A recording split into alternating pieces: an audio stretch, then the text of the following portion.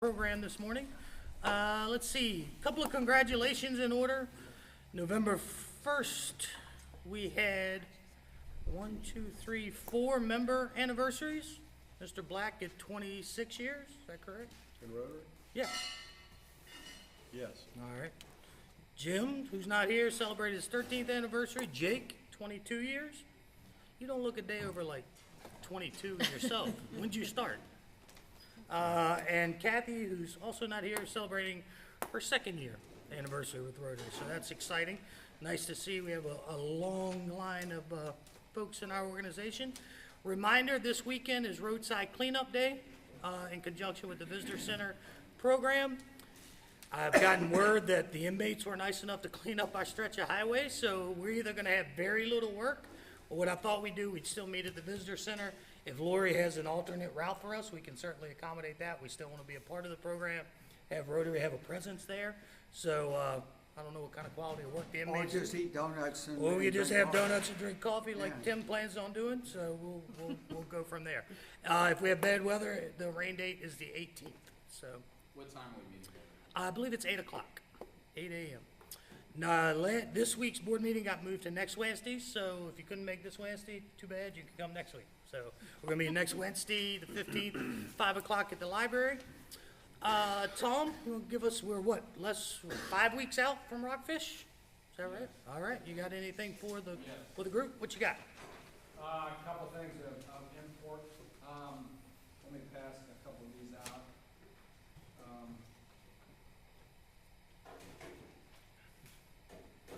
This is, I want you guys to take a look at that. Highlighted in yellow are the sponsors. This is a list of last year's sponsors for the Rockfish tournament. This is yours. Highlighted in yellow are the ones that responded to our big fund drive meeting. So I'm hopeful to be able to get those people that are highlighted, on board again with us, for the Rockfish tournament sponsorship. So if you know any of those people, Jake is gonna craft a letter to send to these folks as a reminder, because they have all received the initial letter that came out the first part of the year. So just kind of like a tweak 'em, like, please help us out. But, that's one. The other thing we need from the membership is, raffle items for the captain's night. So if any of you know people that might have something that would be of interest to fishermen, Is there a dollar value range you're looking for, or no? anything, at least $1,000 would be nice. Outstanding. Get a lot of interest. No, stuff that fishermen would be interested in. So we can have a raffle at the captain's night on December the 15th. The tournament is the 16th and 17th. It's a week later than it has been in the past. I have posters. I would like to get posters into all the marinas and boat stores and tax shops and stuff around. So if anybody's going in anywhere close to those kind of places, that you could do that. I have them here with me. I also have application forms, but I don't think that's. Is the website up? Can folks register on the website? Hmm? Is the website up? Can they of course, register? It's Okay, hard up, good to, okay.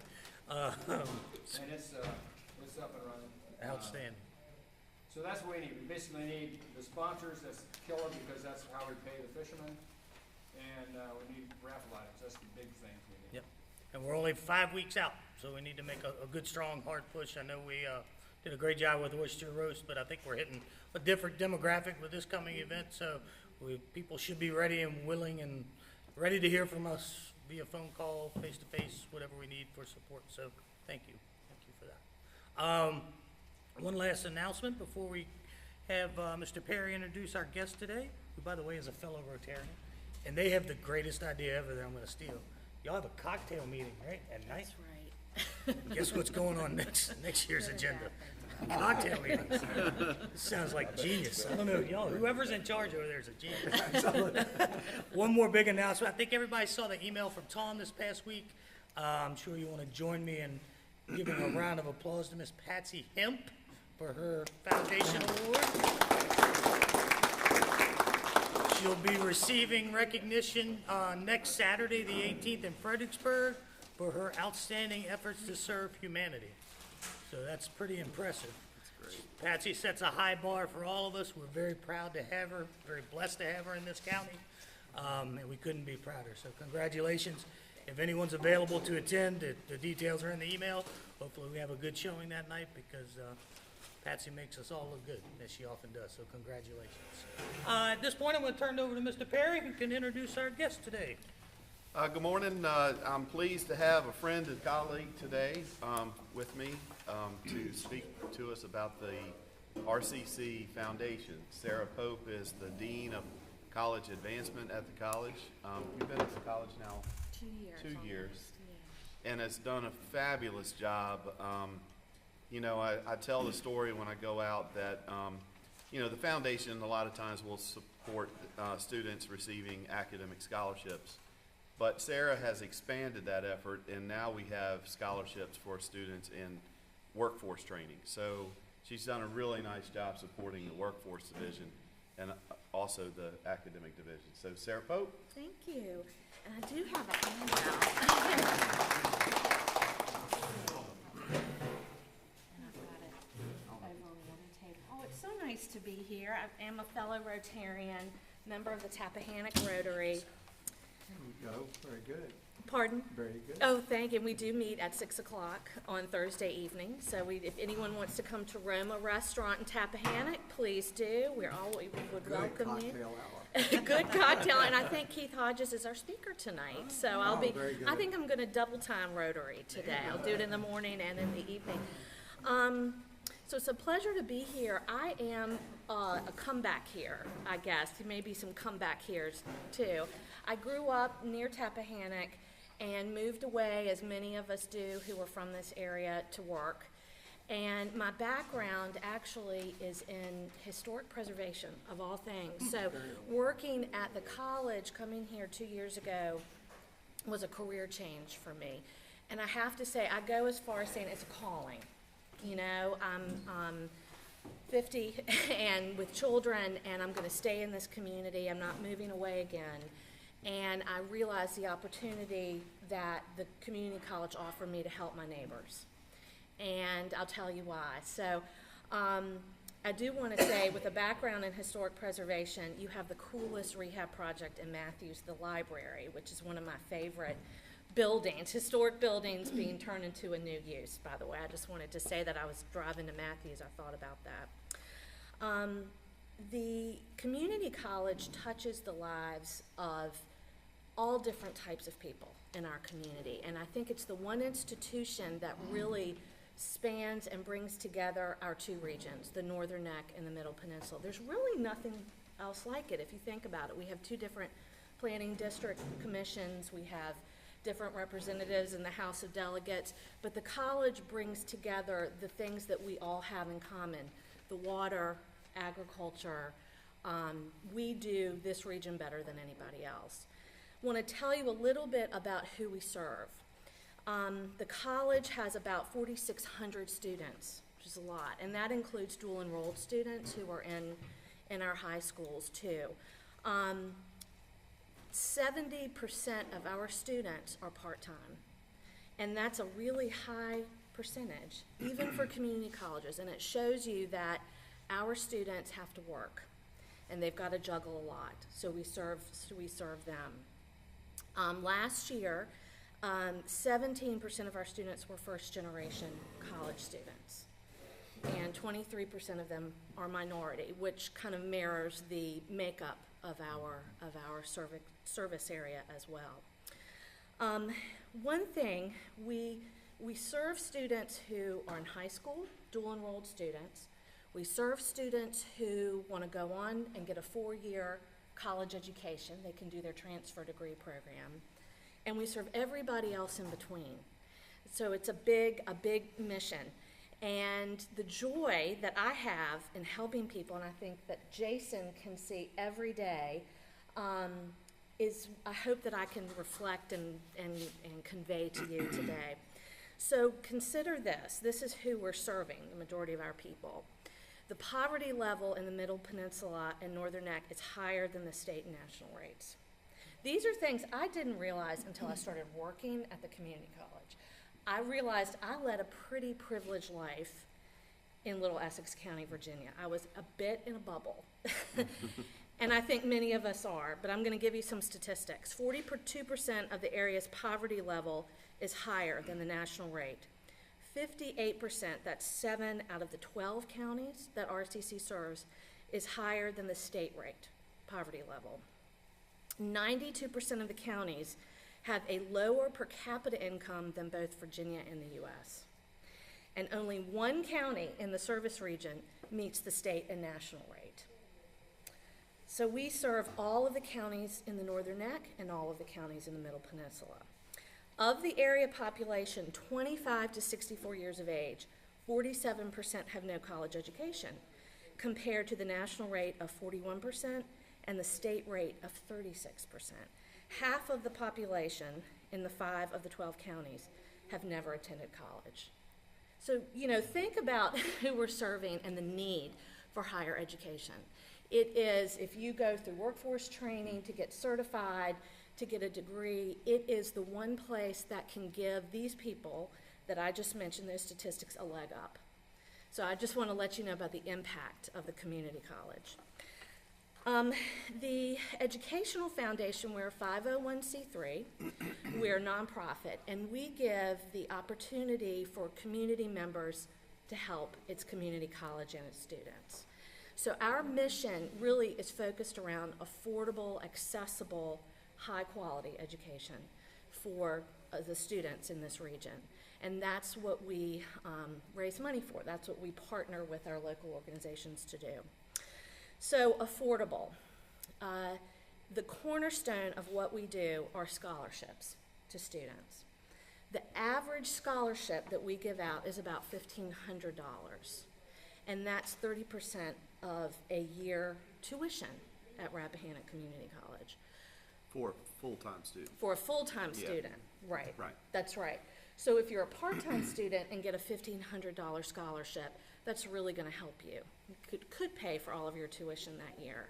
But what we also encourage students to do is to apply for their FAFSA, which is a form that you fill out that helps determine if you're eligible for federal or state financial assistance for education. And the majority of our students are eligible for FAFSA. So if a student fills out their FAFSA and they qualify, they get a scholarship, their tuition can be free.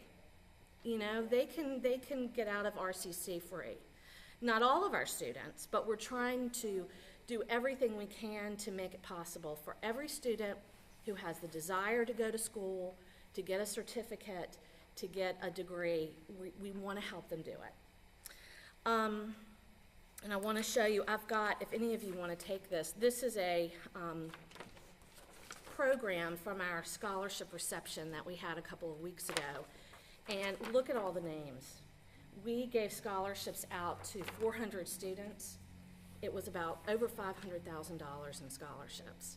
So we brought the students together with their donors, and it's really wonderful to see. So in addition to scholarships, the foundation also helps students in emergency situations. I'll give you an example. When I was first came to the college a year ago, our pre-engineering instructor called me, and he said, "Sarah, I have a student named Andre. Andre's about 50. He lives in Northumberland County. He's driving to New Kent to take my engineering classes. He's a vet. He lives with his mother. He takes care of his mother.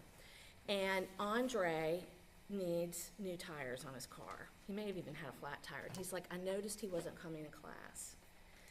And I called Andre and I said, "Andre, what's going on?" And he said, "I can't pay for my tuition and keep my car up, and pay for groceries." I mean, we have so many students like that. And he said, "Can the foundation help him?" And we do have some discretionary emergency funds.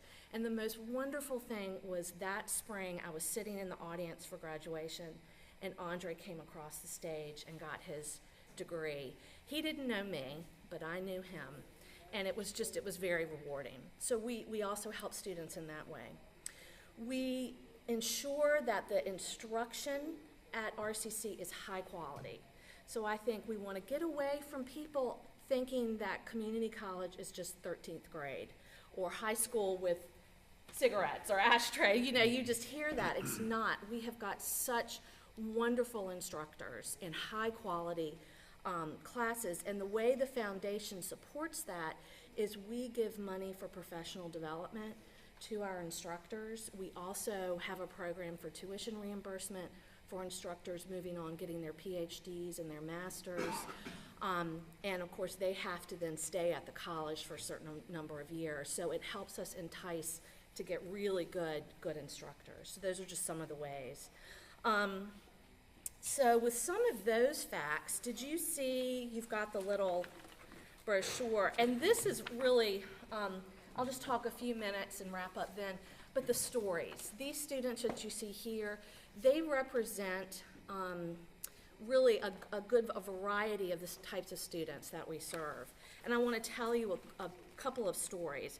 First of all, we have two instructors in this picture. This is Lisa Merritt. She's a biology instructor. She is getting her PhD. She lives in Gloucester. She's a native of Gloucester.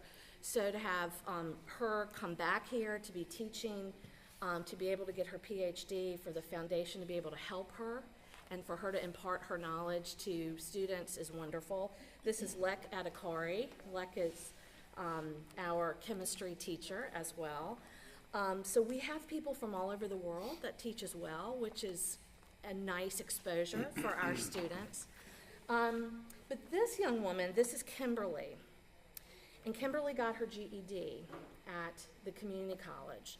And I think Jason knows Kimberly well. Maybe you could tell Kimberly's story and how we helped her. Yeah, we, when she came to us, she did not have a high school diploma, so she participated in the Northern DAC GED program that's actually housed at Kilmarnock. She has 4 kids under the age of 11, not married, single parent. She qualifies for additional funds from other grant sources that we have. And so we enrolled her in, she was working at Food Lion, and Food Lion actually saw talent in her and actually wanted to make her a sort of a team leader, assistant manager kind of a person in Food Lion. And so she transitioned to that, but then also continued on with us to take our, you've heard me talk about MetroCast and the fiber optic and cabling training that we do at Kilmarnock. And she went through that program and successfully completed it, and then was hired on by MetroCast, and now she's a technician with MetroCast. So she went from a very low wage level working as a cashier originally in Food Lion to this team leader. And it was interesting because Food Lion came to her and said, I don't have any problems with Food Lion, but they came to her and said, you're taking this training, but we need you to work those hours during, you know, the hours that the training was taking place. And so she actually had to quit her job to take the training for a short period of time. And then she finished the training, and then we hooked her up with MetroCast. We have an outside source over in Kilmarnock that does employment placement. And so as soon as she finished, we picked up and helped her with a resume, helped her with interview skills, all those other sort of wraparound services. And then we now have her working for MetroCast and earning a decent wage. That's good. This, and Kimberly, this is not unusual or something. This is something we do every day. And it's so rewarding. It is. So, Kimberly is one type of student we serve. Another is these two guys right here, both vets. This is Vincent and this is Tim. Vincent is from Middlesex County. He's a vet, and he came back to RCC to get his pre-engineering degree, wants to go on to ODU. Tim, in the same situation. We have Hannah, this young woman. and she's from, I believe, Gloucester County. And Hannah is one of our transfer degree students. She just got out of high school. She wants to save money. Average student has about $30,000 worth of debt when they get out of a four-year college, which is pretty amazing. And she wants to save money, and she knows RCC is a really good deal. And if she gets good grades, she can then is guaranteed admission into over, I think it's 40 different colleges and universities. And Mary is in school part-time, has a little girl, and she just had a baby, and she's going through school, and she's one of our student ambassadors. So these are the types of students that we meet every day and who we help through the foundation as well. I have some materials here I would love for you all to pick up. One is, if you want to just look through all the students we helped, we have over, 150 different scholarships that are just for RCC students. A number of our Rotaries do have RCC scholarships. So please take that. My card's over there if anyone wants to take that. I'm happy to answer any questions you have. We also have a flyer to advertise our scholarships that will be available in the fall of next year. The application is open. So if you know of any students, tell them to apply. It's online. They fill out one application, and there it makes them eligible for over 100 scholarships. Takes about 20 minutes to fill out. Sarah, can you tell them two real quick things? One is in addition to donations, the fundraising event that you Yes, I was sponsor. good, and Rill as well. Yeah, and then Yeah. also give them a little more detail, perhaps, of this last cycle of scholarships and the school divisions and how now we may be improving the process even further. Sure. So we raise funds through a number of different avenues, obviously through annual fund, a letter you'll get in the mail to help us. We also have a huge fundraiser. We've been doing it for 14 years now, and it's in May. It's the same day as the Preakness horse race. So that's the theme of it, and it's at a different private home each year, and we always try to find, a big, spectacular house that everybody drives by and wants to go into. This year, it's at Ben Lomond, which is in Essex County, which is right on Route 17, just south of Tappahannock. It's the home to Craig Shirley, who is a New York Times best-selling author. He is a Ronald Reagan biographer. And it's a beautiful 18th century house. We netted $90,000 last year. We had it in Middlesex County in Wake last year, and that goes and helps. It's unrestricted money, but it goes to scholarships, the professional development, tuition reimbursement. It's money that we can use as we need for that year. The other thing is working with our school systems. So we want to encourage every single high school student coming out of who are seniors to apply for an RCC scholarship, fill out that financial FAFSA form, put RCC as a recipient of that information, because even if you don't think you'll go to RCC, even if you don't know what you want to do, apply. And we had a huge jump working with our counselors in the number of students who applied. We had, I think it was 317 in 2016. We had 550 in 2017. But we could reach many more students. So that's been a great partnership. We always have to partner with our school systems. And then the last thing Jason mentioned I want to tell you about is the foundation serves our retired community through educational programs. We also run something called the Rappahannock Institute of Lifelong Learning. I think it's the best kept secret around here. We're going to be spending more time this year in marketing it. We do have classes in Matthews, so it's for retirees. The normal setup are 3 classes, 2 hours each, and they're at different locations in the service region. We do use Matthews Library. I think we had a bird watching session at Matthews Library recently. They're only $35, so very economical, and they're classes on just about anything you can think of. From the history ones are really popular, but anything dealing with science, we partner with VIMS. art, cooking. Hatley Bright in our culinary program, she'll have a cooking class, so there's some hands-on things too. I ran out the office last night without the brochures, Jason, so what I can do you have Yeah, a list, just like a bring them to mailing me. list, or I can give Yeah, them to you? either way. Would love for you all to take advantage of that. Yeah. Did they have any Do questions? you have any questions? Very impressive. Oh, well, thank you. Yes, sir. Does the foundation have an endowment? We do. So, Dr. Crowther, our president, when she came, our assets were about 1.5 million. Now it's about 10 million. And, majority of that, endowment, or all endowment funds. So we've been the recipient of some very large estate gifts, over the last 4 or 5 years. And they come from people, I just love the stories of the farmer, who led a really simple life, and when he passed away, he gave us $1 million that's going to, he was able to fund the Hinton Scholarship, 15 scholarships this year. So we have many stories like that. So yes, sir, we do have a number of endowments.